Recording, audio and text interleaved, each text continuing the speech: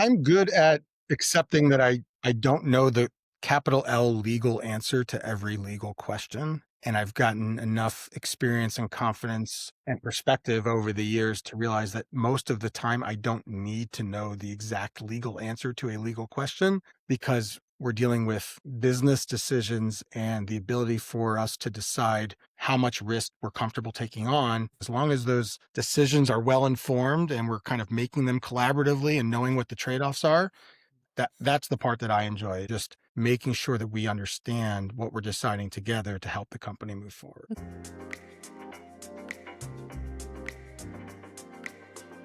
Welcome back to CZ and Friends, where we talk with legal leaders, technologists, and operators building the future of business and law. I'm your host, Cecilia Zadidi. Today, I'm joined by Peter Katz, the General Counsel at Expel, a cybersecurity company helping organizations detect and respond to threats in real time. Peter's career spans startups, consulting, public companies, and teaching. He's held senior legal roles at Duo Security, Alex Partners, Vanguard, and now Expel. And he taught a course called the Startup General Counsel at Michigan Law. In this episode, we unpack what drove Peter to leave the law firm life relatively early, how legal can move at the speed of cybersecurity, and why building trust across teams isn't just a nice to have, it's a strategic advantage, and how he built that. Excited to talk with Peter today. Let's dive in. Peter, welcome to the show. Thank you. Thank you very much. I'm really excited to be here. Appreciate the opportunity. Thank you. So, all right, let's dive right in. So you knew pretty early that the law firm track wasn't going to be right for you. And so you made the move in-house in your fourth year. Pretty relatively early. What helped you make that decision, and what were you looking for at the time? Trying to rewind back all those years, but I do remember very early on in my career, like maybe month 1 or 2 in the law firm, where I started doing calculations on how long it would take me to pay back my student loans if I went back to teach like high school. And I think for me, I learned a ton in a short period of time. I think the challenge for me was I realized that I didn't quite understand the work and the value that it was providing to the clients. So I knew that we were busy. I knew that I had a lot of partners and senior associates to answer to. I knew I stayed up all night at times for reasons that were unbeknownst to me, but I never quite made that connection between the work and the value that it was providing to our clients. And so once I realized that the partner track really meant just doing more of that, as I saw, at least in my firm, the partners weren't going off and leaving all of the work to the associates while they went and played golf or went out to dinner. They were in the trenches with us, which was really great for mentorship. It was also eye-opening that I knew that once I was out of my mid-20s, that I wasn't looking to be working those types of hours. And The proverbial more pie, right? more pie, exactly. And so I was fortunate to get an early opportunity to go in-house. And I think I also recognized that if I was going to do that, it had to be somewhere with a lot of structure. I did not pretend or believe that I knew everything.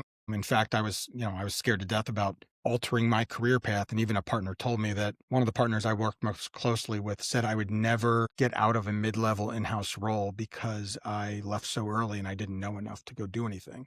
Wow.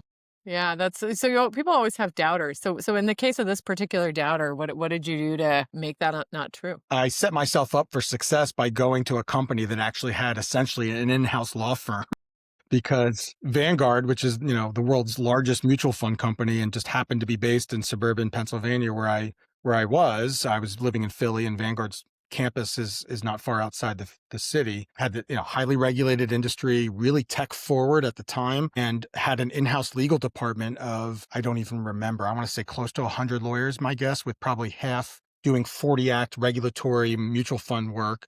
And then the rest of us in departments just like a law firm. Like I was in a corporate department, there was an IP department, there was a litigation department, employment practices. And so I really got a lot of the structure of working in a law firm, but a more clear picture of why this mattered to our client, which was all of our collective employer. And Vanguard did a great job from a branding perspective to always, everybody knew what the mission was and how it was to help serve customers, keep costs down in the mutual fund world, and help everybody get to their retirement goals. So it was not hard to align with the message. So what did so it sounds like there was a super well-run department. How did you, as a junior attorney, kind of like, what are the tools in the toolkit you took from Vanguard? And any particular stories you can share with us about that Yeah. time? Yeah, you know what it was? It was the working closely one-to-one with actual human clients. And at Vanguard, it was set up like a college campus. I mean, the place was huge and every building and had this beautiful courtyards and all sorts of stuff named after ships that I don't remember. But we were encouraged at that time. None of us had offices. We were all in cubes, but there were tons of conference rooms and outdoor space and all that. So all of my meetings were really in person. And so I would get my files for the day and I would go building to building to building, client to client to client, and sit down and talk about the work that we were doing together. And a lot of it was just ordinary course of business, commercial contracts, software agreements, partnership type things, 529 plan relationships. But it felt more meaningful to me because I saw where I fit into the picture of why this was important for the client. And so recognizing that it's not really the sexiest of work, but doing it in collaboration with the people who needed the work to get done and then seeing that direct result was the biggest benefit and something that I took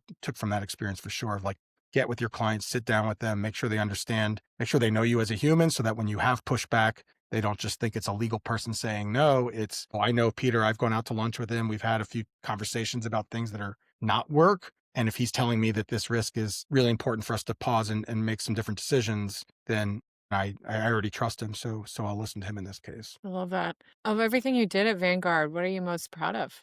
I worked into my first people management role ever at Vanguard. Unfortunately, I didn't have a lot of time to grow in that role because we ultimately made a life decision to move. But it was the first time that like hard work in the legal sphere then led to me having opportunities that weren't necessarily more pie or more legal work. It was, hey, would you like a chance to manage some people? What I will say about Vanguard, way before its time, people management was valued as a skill as much as substantive expertise. And so like the CEO of Vanguard right now once ran all of IT and Wow. people would move, like lawyers would move out of the departments and go run business units because they were really well respected in their people management skills. So I could really see like how working there for your whole life is possible because so many people at Vanguard stayed forever. And it's because they gave you opportunities all throughout the business based on what your strengths were, regardless of what your subject matter expertise was. So, controversial question. Are lawyers naturally not good managers? Or what is the skill? How did you, what is that skill gap that you saw? And then maybe either from that job or since, what do lawyers, in-house lawyers in particular, need to know about people management? It's a learned skill. You're not just good at it because you're good with people. And so just like anything that you learned in law school or anything you learned in biology, you need to learn about it. And so at Vanguard, there was a Vanguard University and they put me through classes and I got all of these materials. And then on my own, I went and read different philosophies of people leadership and the ways in which folks like to be led and how I like to be led. And so if you realize it's a learned skill and it's not just throw your hands up, oh, lawyers are bad at this or these people are good at this. It's just about prioritization. And if you make it important and you put the work into it, then even lawyers can be good managers. Was there any moment that stands out of like, I think we've all had these moments of like, oh, I'm a real lawyer now, and send your first red line, or you have a deposition, or whatever it is. Any equivalent on the people management side? Oh, that's a good question. I don't know if I had well, I would say somebody who was my peer becoming my direct report was like, okay, now the relationships are evolving, right? This is Mhm. somebody who's a peer and, we're friends at this point, I would say. And then having to like evolve the relationship to like, okay, I need to wear different hats. I need to wear a different hat as an in-house legal. I need to wear a different hat as people manager. I need to wear a different hat when I go home. Like, so just like not defining yourself as like, I'm this and it's this all of the time. You have to be able to flex. And that part of in-house practice is probably the biggest takeaway from time at Vanguard. I love that. Did an event through, I think, TechGC with Danielle Shearer from Commvault, and she now is chief trust officer and has taken on sort of responsibilities beyond legal. And she makes a very similar point of like, if you, as an in-house lawyer, if we go through our lives and careers of like, I am a lawyer, you know, it kind of affects this sort of like worldview of who you are. It affects how you come into the business, how you interact, how you manage. So it sounds like you learned that lesson early. Yeah, I think so. I mean, and if you think about applying that across, like CFOs don't say I'm an accountant, right? That's So a great it's point. I had it's never thought of it that way. Yeah, yeah, that's exactly right. That's You exactly just right. have to Even if doing they are, or a CPA or whatever, it's like the CPA is kind of like maybe it's at the bottom of the LinkedIn, but they definitely don't lead with that. That's a great parallel. All right, so let's shift gears. So your current company, Expel, what does Expel sell? well, we sell managed detection and response, and then someone will ask, well, what is that? And I think what I've learned at my time at Expel is that it's different depending on where you're getting it from, and what it's really buying into a theory of managed detection and response that each company is selling. So it's some combination of productized services or service products, and but at the gist of it is what we're doing is we're taking a lot of the security tools that other companies already have. They're kind of overwhelmed with the inputs that come in from those tools, and they don't really know what to do with them, how to prioritize them, how to remediate from them. So managed detection and response at its core is we're taking all of that information in. We're using people, bots, tools, and things to make sure that we can quickly prioritize and push back out to the customers and the clients those things that are most crucial, and that then ultimately either they can remediate it, or in some cases we can even remediate the issue for them. What does legal support look like for a business like that in security? Yeah, I mean, it started a lot like my time at Duo and a lot like other startups too, which was the fundamental need at the beginning wasn't so much to be like, I need a cybersecurity expert to help me with my cybersecurity company. It's, gosh, I have a growing startup that went from beyond me and my founders in a room to now maybe a few dozen employees and maybe a million or two or three or five of revenue. And we are all behaving like lawyers on a daily basis to the point where it's taking up way too much of our time, and we're outsourcing way too much of this to law firms at a cost that's that's not scalable. And so for me, in the most fun part in each of these last two experiences, Expel and Duo included, being the first lawyer hired in, being able to kind of assess the situation, see what great foundation work had already been done, by two companies that clearly valued, right, the role of what a lawyer could do. So I wasn't facing a huge uphill battle, but being able to take all of those things, give people their time back so they can do what they're good at. And then I can go do what I'm good at and help teams scale more quickly, and then build that into the processes as we go, mostly starting with sales folks typically, and then the way around the company. So you said what you're building, what you're good at. So what are you good at in startups, and what does it take? I'm good at accepting that I don't know the capital L legal answer to every legal question. And I've gotten enough experience and confidence and perspective over the years to realize that most of the time I don't need to know the exact legal answer to a legal question, because we're dealing with business decisions and the ability for us to decide how much risk we're comfortable taking on. And that risk is not typically something of, it's never, are we going to do something illegal or legal? The answer there is fairly obvious. We're going to only do legal things, but it's what can we do that's for the best, that sweet spot for like the best for the customer, best for us in the short term, and in the midterm and the long term, we're not sacrificing more than we've appreciated. So as long as those decisions are well informed and we're kind of making them collaboratively and knowing what the trade-offs are, that's the part that I enjoy. It's being kind of sitting down with the executive colleagues, with the other members of other teams, and just making sure that we understand what we're deciding together to help the company move forward. Interesting. So I'm compelled that in cybersecurity, the threat actor thing, right? So like in security, it's like, now, for example, with AI, spam has gotten way more sophisticated. You heard about this, the AI voice impersonation of a CFO leading to a wire transfer. How does the fact that kind of the threats are constantly evolving, does that come back to legal in some way, or affect just the culture of working in a cybersecurity company? I think more so the culture of working in a cybersecurity company. We have to be diligent all of the time. And most companies would say that, of course, but the ramifications beyond just the normal thoughts of what happens if a company gets breached. If a top cybersecurity gets breached, it can really be game over from a reputational standpoint. We have to be able to build trust with our clients and with the community, and the only way to really continue to grow that trust is to show that we are evolving and a step ahead of the threats, and that we're actually practicing what we sell. So Expel is probably the most forward-thinking customer of Expel, right? Our internal security team uses Expel to help inform all of our models, to help, our SOC analysts, the people that actually are looking at glass and looking at complex issues. And so we consume our own product and services. We then push out what we learn to our customers, and we're extremely transparent with what we've learned and what we provide to the customers, which helps to build that trust as well.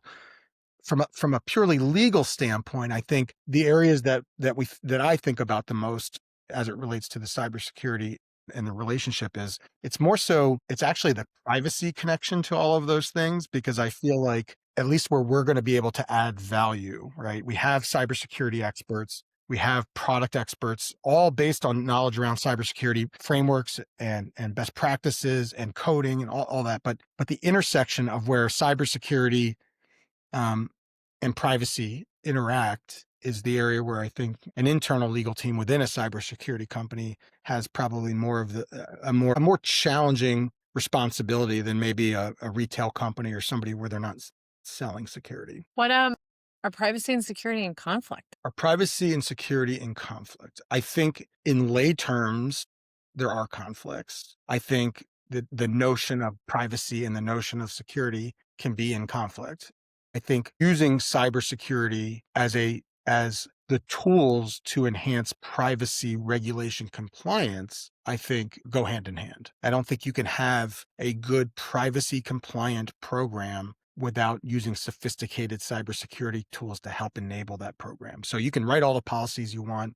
You can self-certify to everything under the sun. But if you actually want to be able to live up to the responsibilities and the obligations that you're making in those assertions and by complying with those regulations, you need top cybersecurity folks to help you do that. I remember when I was a general counsel and I had the opportunity to hire another person on my team in the privacy program. And it was effectively a trade-off between a head on my team and a head in the security team.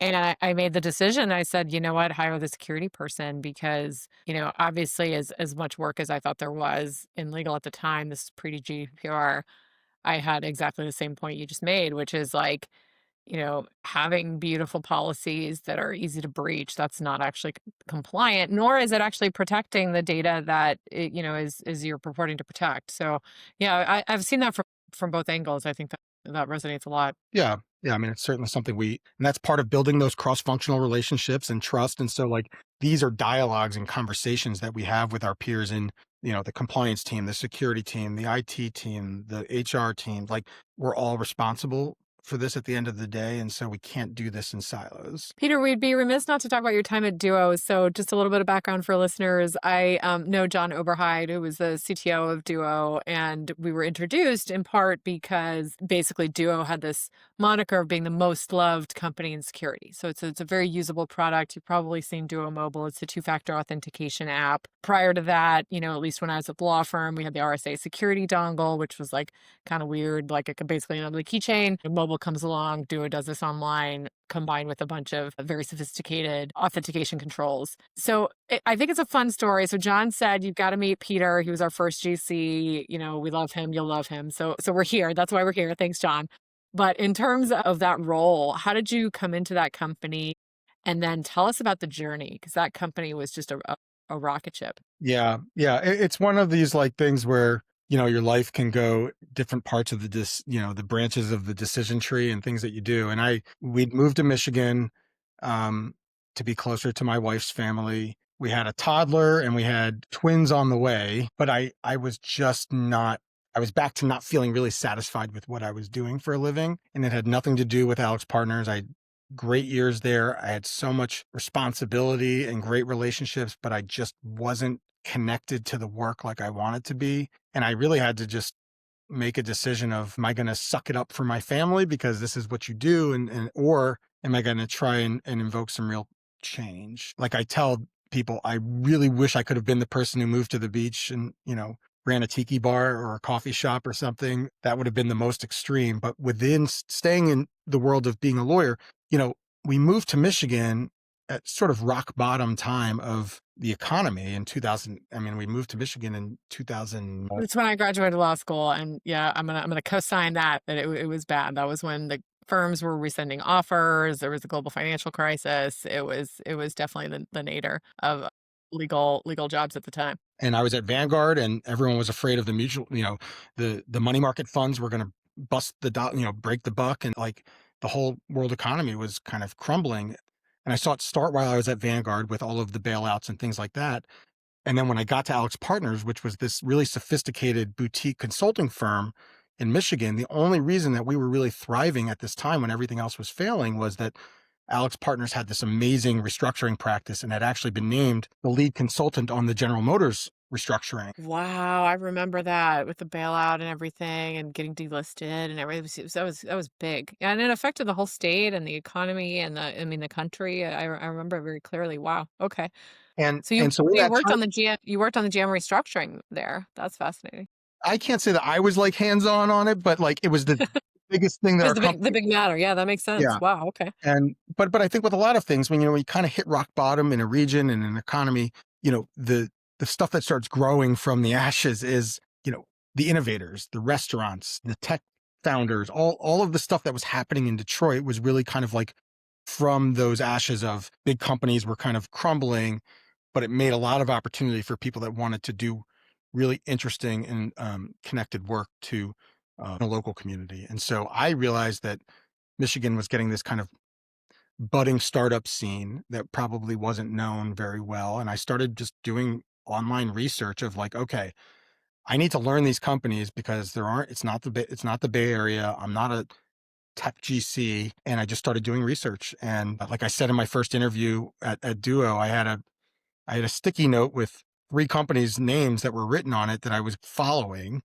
Two of At that point, 2 of them I'd already crossed out because I didn't think they existed anymore. And then there was this Duo opportunity, and fortunate for me, because it was local and there wasn't this huge list of tech GCs with all of this kind of cool experiences and such, they really were open to just interviewing like a normal job. Like it was posted. It Hmm. wasn't through the VC network of who you knew. It was posted, and I went to an interview just like any other interview and got to sit down with Doug and John to some degree. I remember the first time I interviewed, John said he didn't need to interview me because I think he said he didn't know what we needed a lawyer for yet. something like Something like that. But I got to see the environment and kind of get the feel for like, okay, this is what I'm talking about. They are building something from the ground up and they want somebody else to help build. And that's how I really embraced that journey of building the legal startup within the startup. And being empowered by Doug and John and others to do that. And then through this crazy timeline of I joined in January of 2015.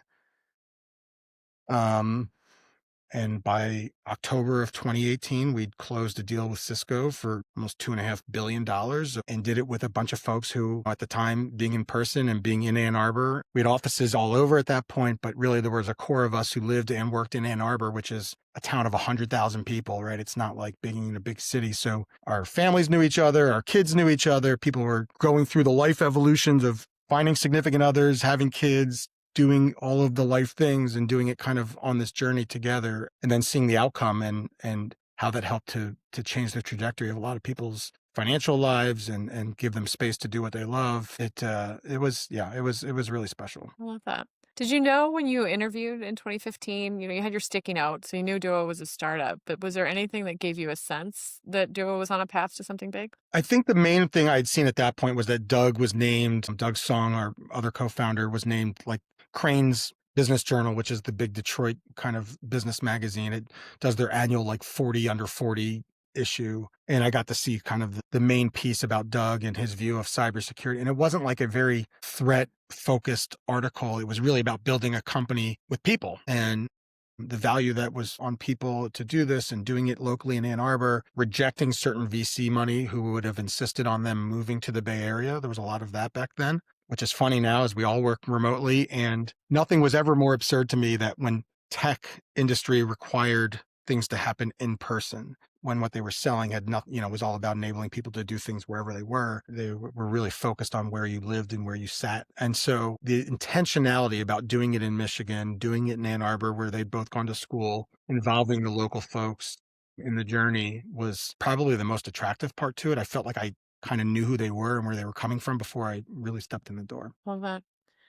All right. So big acquisition, big number. Tell us about the project. Was it fun for legal? Was it all hands on deck? Give us a window on that. Well, it was all hands on deck because at that time, like a lot of companies, we were doing something called dual pathing, which means essentially you are running a pre-IPO process while also looking at these transaction opportunities that were coming inward. So to me, it was probably the most exhilarating part of my legal career and also the most exhausted I've ever been because we were doing both for a period of time. We were working on an IPO path, and we were also having conversations with Cisco and some others. And so the legal team was all hands on deck. Outside advisors were a really important part of that, working with Gunderson on the transaction part, and working with others on the potential IPO path. Like we were all in it all of the time, and it was a great bonding experience, a great legal experience, and ultimately seeing it actually come through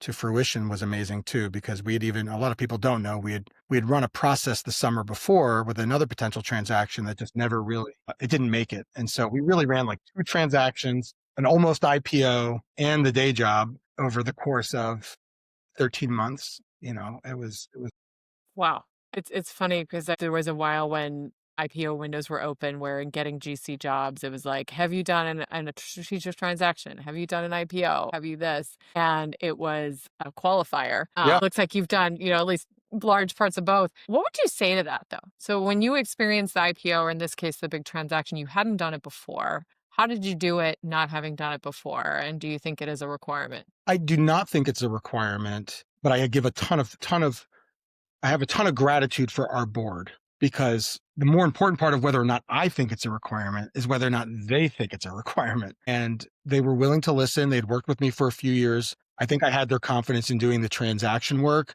rightfully so. I think they were a bit more skeptical about my lack of IPO experience in an in-house role. I'd worked on IPOs in a law firm 100 years before that. But as I was able to kind of research and put it all out there and work with our outside counsel on, really this is just a financing transaction with ongoing compliance obligations, and being able to structure the conversation as to what we need to do to be ready and why I'm capable of doing that, and getting their trust was a huge part of it. And I think the number one thing I take from all of that, which is what I tell every lawyer I work with now and forever, is the biggest mistake that we can make as lawyers is pretending to know something that we don't know. I see it all the time, that people just are through fear, through self-doubt, whatever it is, they will pretend to know something or be an expert on something or whatever. And as a lawyer, where your advice is like, you have this fiduciary responsibility and a code of ethics in your bar and all of this kind of stuff, people are relying on what you say as truth. And so I've always been very comfortable with saying when I don't know something, and I will go find out and figure it out, as opposed to just pretending. And if ultimately the board had decided that I wasn't the right person for the job, then they would have made a change. But at least I feel like I gave it my best effort. I love that. Congratulations. All right, let's shift gears a little bit. Let's talk about AI. So at GCAI, we work with teams adopting AI, across the country, more than 500 now. And I know, at Expel and probably Duo prior to that, AI is a tool, and it, keeping up with the threat actors requires it. What's your view on AI at large? You obviously had this, I don't want to say crystal ball, but you had the foresight to go into cybersecurity at the time you did. How are you feeling about AI? I feel a lot better about it now than I did probably when, say a year ago, when the term was just really being thrown out everywhere without a lot of like substance to the terminology. I think now that I've been able to see how AI has been able to be used in practice for really helpful challenges. So like at Expel, the way that our security analysts use AI to help our customers and be able to train models to be able to really understand repeatable things more quickly, and then be able to get outcomes more quickly to customers. I think seeing how potentially we're able to use AI within the legal department to help with, and I say potentially because I'm not going to pretend that we're full users yet, but to be able to see how AI can be used to help with commercial contracts and regular ordinary course of things. And to me, the tool part of it is important because I don't view it as a replacement for people or anything that people can do. Similar to when a lawyer is hired and joins a company for the first time, I think the benefit of the AI tools that are out there for lawyers is that it can give them the time back to do the things that necessitate having real lawyers work on them, as opposed to if you looked at your pie chart of a day and you say, how much of my time was spent actually doing human lawyering work that needed me to do it? I would guess for most in-house lawyers, there's a good chunk of that day where they could say that in confidence that some sophisticated software or AI tool could likely do it as well as them and faster. I had we did a panel on AI and careers, and Doug Mandel, who's the first GC of LinkedIn, put it very similarly. He said, look, AI is the gift of time. And if you look at what it is that you do, commercial contracts, regulatory, pick your topic, how can you take that time and do that judgment layer, that human thing that you mentioned? So does any particular project stick out? It probably is the dual track transaction that you mentioned, but does anything project stick out for you as like, this was like a GC moment, or like a time when, either a board member or somebody was like, you came in clutch because you were able to do that kind of human GC level work? Certainly the large strategic transaction work more than the day to day. I think from my point of view, I think the most satisfying thing to be able to see is when you can kind of step away from it and it all still goes, right? So the day to day engine, building with a team around you of people who are really, really good and really smart and empowered to go work and do what they do. That to me is probably the GC moment of like, at Duo, 4 people that reported to me became C-level executives at other companies. And that's 4 out of 7, right? So like that to me that's the people management part of it. And what was it like to be a real GC? It was doing the big transactions and helping people step up in their career to take my job essentially at other places. I love that.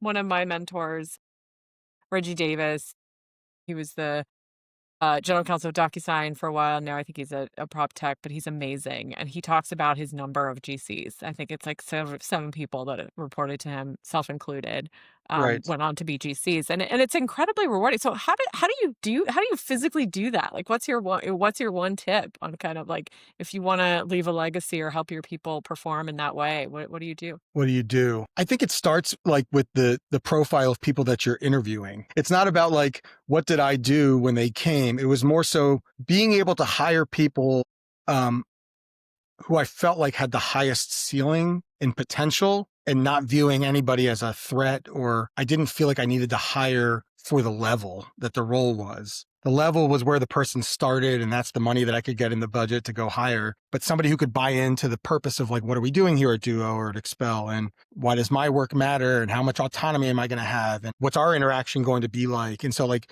the people that really wanted and embraced the being able to go lead their own things while working closely with others in the company and doing it with a customer focus first. That's kind of, those are the traits that looking at when interviewing. And I think not surprisingly, a lot of those folks then became great candidates for GC roles. And in fact, I'll say even one of the folks who worked for me also became a chief people officer, too. Actually, one was running legal and people at the same time. These were really high EQ lawyers who I always, as I've said in every interview since the beginning of doing this, I always assume that if the resume gets to me, that the person has the ability to do the job. So it's not about how many contracts have you negotiated and all of these kinds of things. It's all of the other stuff that it's important for GCs to be looking for when interviewing. Yeah. So we're circling back to that kind of judgment, human layer, like how do you get there? And that makes me excited about AI because I've seen the same thing you have. So at Amazon, it was drilled into us, and even in legal, to be customer obsessed, and unlocking what that meant and how it shows up in reviewing a contract, in doing a transaction, in launching a product, whatever it is. Like, that for me was the biggest career unlock that I ever had, and it Yeah. led eventually to this role. Yeah, that's amazing. Congratulations, Peter. And I'm sure, if any of Peter's kind of mentees or folks that have worked with him want to be on the pod, open invite. And we can get the other side of that. That's awesome. All I'll right, make the good. So introduction. Sure. I love it. Let's do it. Let's do it. All right. So lightning round. Let's do 3 quick takes.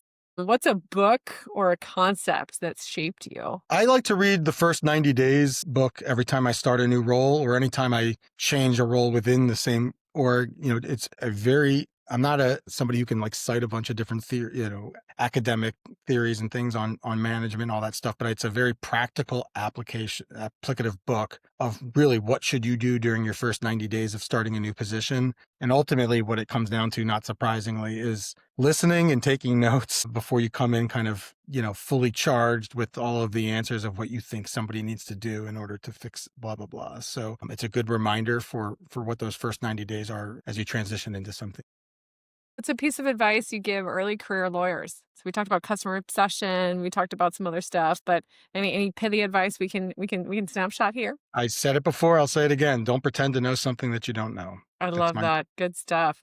All right. And if somebody, Peter, this has been so much fun. If someone listening to this conversation wanted to understand how you operate, um, any kind of mindset you would take with them? Maybe we'll say it a third time. I would say it's like the focus on the relationships first. That's what I try to do. So let's try to build a foundation of a relationship that then work can kind of be layered on top, as opposed to transactional relationships of I need this thing by this time and therefore I'm going to go find you and try to take up the least amount of it. I think the early time is well worth it for future wins. One of the leadership people that I follow, Molly Graham, talks about that there's like a relationship bank and you have to kind of invest in it and then you can withdraw from it. So yeah, that resonates a lot. Where can people reach out if they want to learn more? Are you on LinkedIn or hiring? Anything Well, where should I people am. follow you? Yeah, I'm definitely on LinkedIn. I'm not an avid poster, but I'm happy to connect there, and I'm always happy to I do tons of one-on-one things and such. So I'm always happy to give out my personal email address. Amazing. Thanks again. That was my conversation with Peter Katz. He's the general counsel at Expel. He also teaches. He's an operator and he's a trusted voice in cybersecurity law and also leadership. If you're thinking about how to evolve your legal function with AI, collaboration, or showing up as a business partner, hopefully this episode gave you something to bring back to your own team. Follow CZ and Friends wherever you get your podcasts. You can subscribe to our newsletter at gc.ai/newsletter for more. Find me on LinkedIn. Thanks so much for listening.